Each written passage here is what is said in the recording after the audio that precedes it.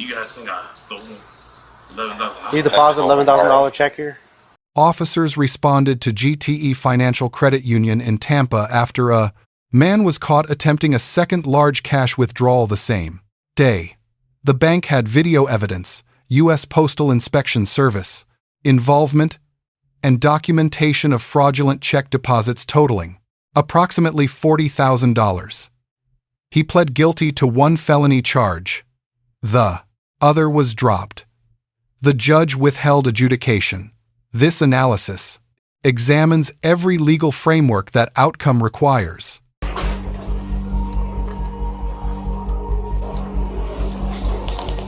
How you doing, sir?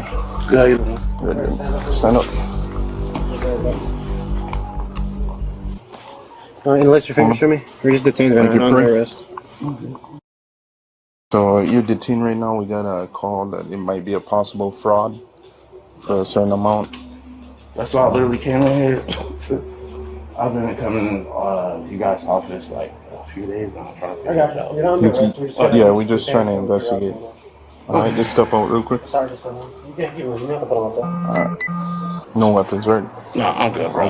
So you said that you were coming in here to find out about the fraud? Yeah, I've been calling these guys for weeks. It's been like, I don't know,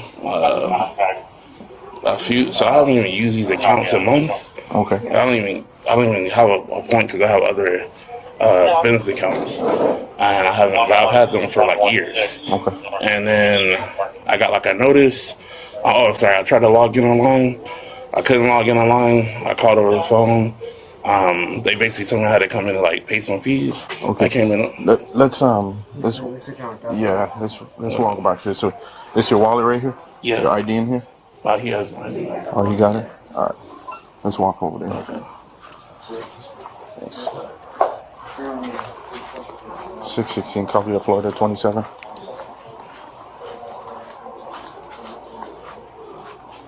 Yeah, you good. You good. Long story short, boss, I had some accounts with these guys that I've had for a long time. I tried to log in online one day, it wouldn't let me log in. Eventually, I found out there were just some fees that, like, because there was just old accounts. Yeah. And they asked me to come pay the fees. I went and paid the fees. They told me everything was fine. I got a few text messages saying, like, basically that I use his cards, basically. And I didn't, but I had called, and they told me basically the fraud department was closed. So I went back in the office. They told me basically I had to call when fraud was open. I called fraud. Basically, they told me that I had to come back in here because they don't. They basically couldn't help me over the phone, and so I'm here now. I don't know even what accounts is even in regards to. They won't even tell me what accounts is about. Okay, so you opened the account and you haven't used it for years. You're saying that it depends on what account. Like some accounts not for months. Okay, yeah. So for months, and you got some notifications that you got possible fraud with the accounts. I know you coming in here because you had some fees related to some of the accounts. Well, no, I already paid the fees. Okay, so you paid the fees. Yeah, so you were just. So what were you doing in here to find out about the fraud? Yeah. Okay. To see what they think is fraud or whatever. Okay. Because how did you get the notification through? It was a text or something? a few weeks ago. Yeah. Okay. And this is like my second or third time trying to come in figure here. out. Yeah. Because the other time I went, they told me everything was fine. Did you go to this one or Tampa? Tampa. South Tampa. Yeah. Okay. All right. So when was the first notification? You might look at my phone. Okay. All right. Let me. You mind signing up? Yeah. Okay, say that again, Anthony. So we're filing against Mr. Stocker because he presented several stolen checks that we had to pay back to the financial institution. So Mr. Stocker owes us $29,731.01. I have also filed this with the US Postal Investigators, but the fact that he's back on our property, we don't want him around. He explained to you right now that you're not currently under arrest, you're just being detained? Yeah, I'm sorry, I'm just a little shaken out. I wasn't expecting any of this. So. Okay. It seems like when they ran your name in their system, it's flagged for some reason that you're a suspect in a fraud case against GTE. Oh, okay. So, whatever they're investigating, whether it's an internal investigation or if it's something criminal. But as soon as he ran your name, it popped and flagged. So.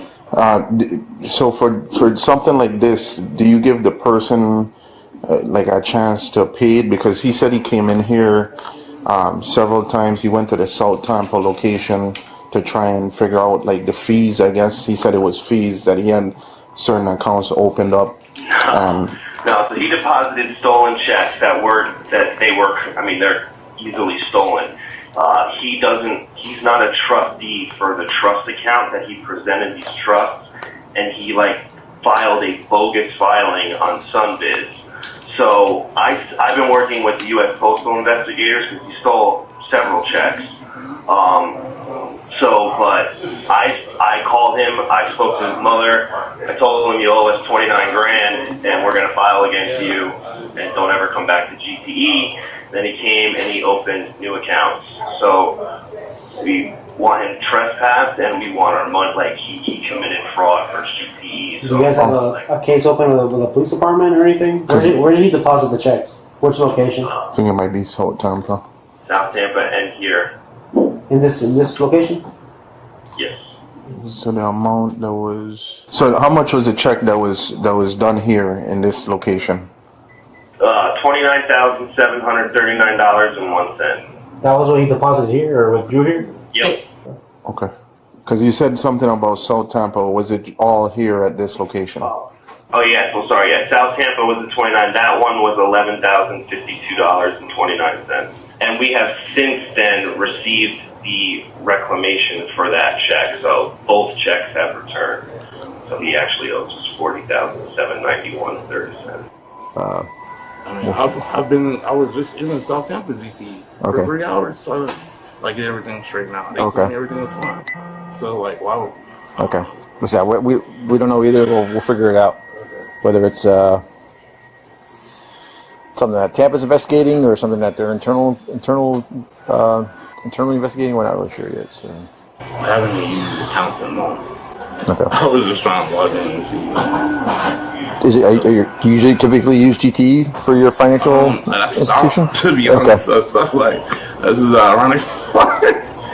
I stopped. But you still have active accounts here? Yeah. Okay. I just have a few accounts Navy. Most of them with Navy Fed. Okay. Yeah. Are you a veteran? No, my dad and granddad are. Okay. Yeah. We didn't get notification until June that the checks were a fake check. That's when Wells Fargo, I guess, they were doing their investigation. You have video footage of the person who actually deposited the check? Yep. Okay. Yeah, we need to see that and make sure it's the same person, because if not, then... Okay, yeah, hang on one second. Let me attach that as well. Yeah, I have everything right here. So it's definitely him. He's pretty, That's all we really need. Yeah. Positive We identity. can charge him with whatever you want. We can trespass him. And you want to file charges, right? yes, sir. Okay. Sit forward real quick. No, just sit up, shift forward. There you go. All right. I'm gonna release. What is it? This one that hurts, or this one? This one. Okay. Deposit the check? Yep. That's it. Sure is. You print the picture out and the check and all that. That'd be perfect. That's all we really need. Yeah, they're getting the information now, so we'll see what's going on. Currently, you deposited $11,000 in this location, so they're at $11,000 from here, $29,000 from somewhere in South Tampa. There's no open investigation anywhere. Okay. It's just through the postal investigative unit or something, through the post office. Okay. So we have $11,000 here at fraud. Okay. So we can go off that. You guys think I stole $11,000? Do you deposit $11,000 check here? I haven't deposited a check in so long. I don't even know, Happened on February 2nd. in February, I don't know what. Okay, I get you. We'll make sure. Hold on.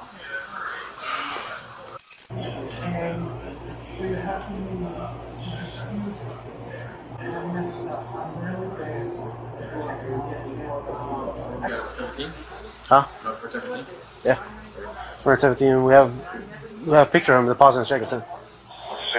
We have the check. We have everything. So we're just gonna get the evidence and take him and charge him and all that. Yeah, right, he's 10-15. So there's two separate locations Yeah. that he hit? Mm-hmm. We're gonna he's somewhere in South Tampa. But they have not contacted TPD yet No. about it? Mm-hmm. We'll let him know, and then they can. He'll be in jail already, so they can just add charges. And when he deposited the check? February 2nd. No, is it just a bad check? Yeah. Okay. 11,000 here, 29,000. Okay. He's down 40,000. Okay. They're printing everything out for us, and then we're gonna give an Axon link, Okay. and they're gonna upload all. He has a case file and everything. He's gonna upload to Axon. Okay. Everything we really need. All right. You transporting or is somebody else We'll transporting? take it. Okay. So you guys think the checks are deposited at fraud? So as of right now, As of right now, you are under arrest, okay, for check fraud. Okay, basically with the checks that you deposited, supposedly they're saying were bad checks back in February. One here, one down in South Tampa. They put money in your account that was not technically yours. so they have video of you actually depositing the check, Yeah. and the checks are bad. Checks are bad. But I mean, that's back in February. What was Yeah, wrong no, with the check? the money they got deposited in there was bad. So like they actually are out of money. So they actually are down 40,000. I don't know where you got those checks from, but Those checks are from our business to Wells Fargo. yeah. So they were bad checks. Whatever account those checks are written off of to you was a bad account, Yeah. or it was insufficient funds or whatever. So, Fully agree. You can read them, Brandon. Okay. If you want to Yeah. interrogate. Yeah. Once we get to the car, What's up? once we get to the car, I'll read it and. As for right now, they are the victim. I mean, Yeah, the bank is a victim. since they lost money. I mean, if you receive money that you are not supposed to, Future 1 male, 1015. Support 1015.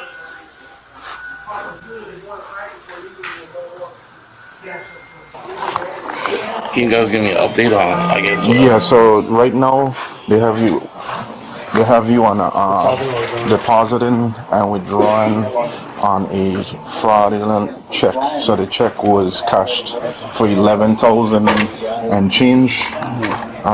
It looks like the post office right here. Okay. The post office flagged you for, I guess, using these stolen checks. And then once they came back, then because once we run your name, it's flagged. You see?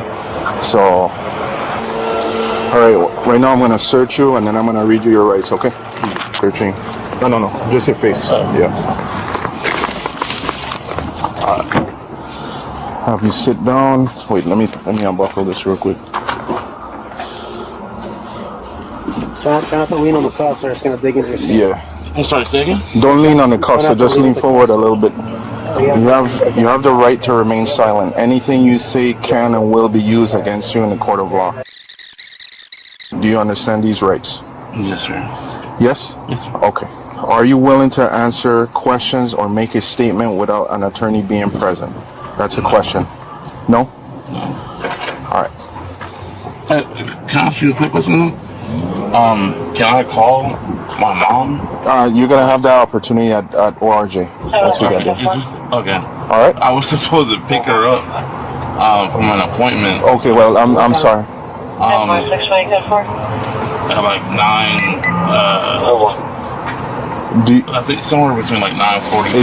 is she at the place now, or are you picking her up from her house to get to her appointment? No, she was probably at the sorry, this is so much.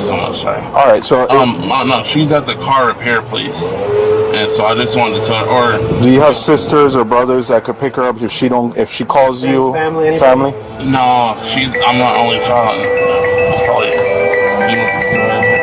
That's your mom. You want me to answer? yeah. All right. You have a few minutes just to let her know. Okay. All right. Hey, mom. Hey, listen. I'm being arrested right now because Let her know for what? I know. I am. I'm being arrested right now. They think that I have some kind of check fraud situation going on, and I don't know which jail are you guys taking me to. Orient Road Jail. Oregon Road Jail. So I need you. Yes, mom. Listen to me. So I need you. Basically, like GTE is saying that. I guess 2 of the checks, from like business checks or whatnot, like they didn't get the money back from it, and basically, so they're saying that it's check fraud, and they didn't let me know anything about, like, I guess, like them not being paid. This is like back from February, is what they're saying. Well, this one is from February. Yeah, I don't know the exact dates. I guess they haven't given me all the information. But yeah, I don't know. I wish they would have just let me know the money wasn't there, because I could have just paid them the money. It doesn't make any sense. So what do you want me to do? I guess I'm just gonna have to wait until I get out of. All right, just let her know you're gonna be there. I'm gonna be already in jail, and Okay. I guess I need you to figure out how to get me out whenever what is it? Like Yeah, you have the opportunity to call her at the jail. All right. Also, it's still early, but it's possible we might be able to get out early if we see a judge today. Yeah. Okay. All right. Thank you. At entry 118, the officer correctly stated, "You're not currently under arrest, you're just being detained."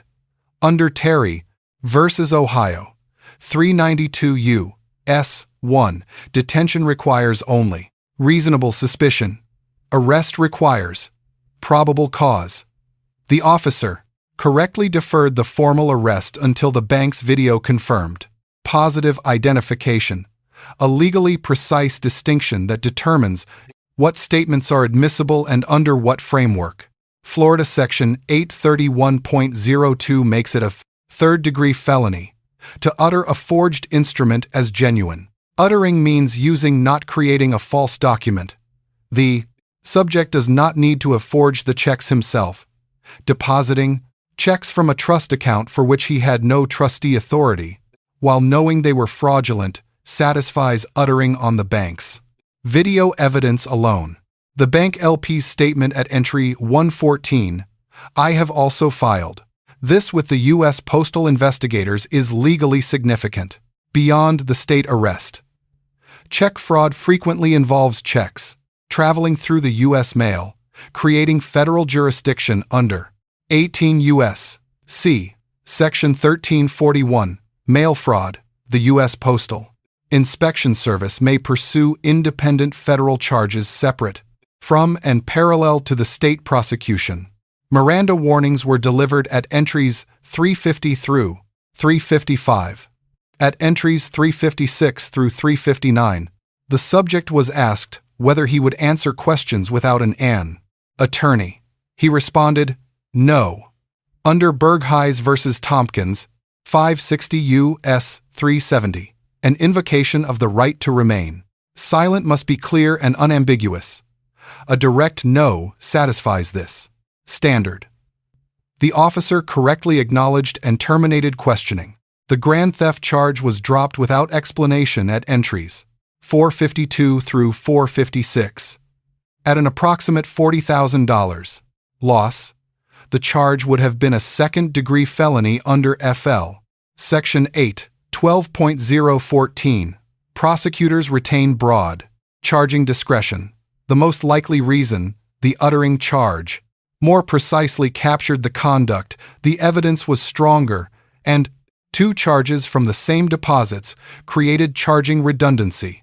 Adjudication withheld means the subject entered a guilty plea, but the judge declined to formally convict. The 48-month probation carries substantial conditions.